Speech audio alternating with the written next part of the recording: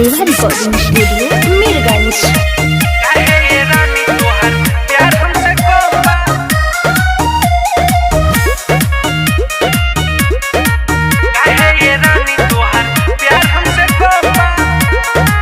काहे ये रानी तुहर प्यार हमसे कम बा। बोला का पतनी के इहे धर्म बा। अरे बोला समझ में नहीं क्या ए हो काहे ये रानी तुहर प्यार हमसे कम बा। बोला का पतनी के इहे धर्म बा। कोई संदेह है बानी हमके दर्दिया हो रदिया ना दर्द हो रेला कमरिया दर्द करेला हो रदिया ना दर्द हो रेला कमरिया दर्द करेला। समझ में आई?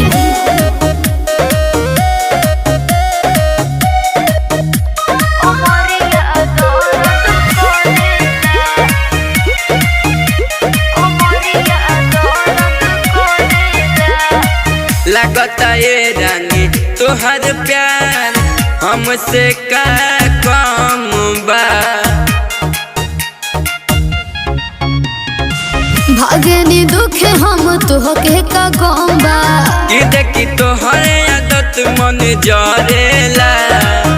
लागे गरमी में धोली सरदिया हो रदिया ना दर्द हो रेला कमरिया दर्द करेला हो रदिया ना दर्द हो रेला कमरिया दर्द करेला। बुझनी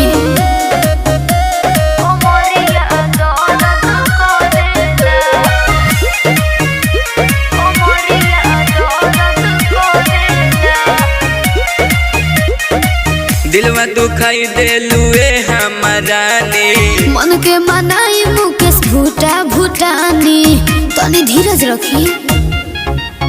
मन करे तो के पाजा में धरेला धरेला। रउआ करे नी ना हमरो कदरिया हो रदिया ना दर्द हो रेला कमरिया दर्द करेला हो रदिया ना दर्द हो रेला कमरिया दर्द करेला। बड़ी परेशान बानी। देवा रिकॉर्डिंग स्टूडियो मीरगंज।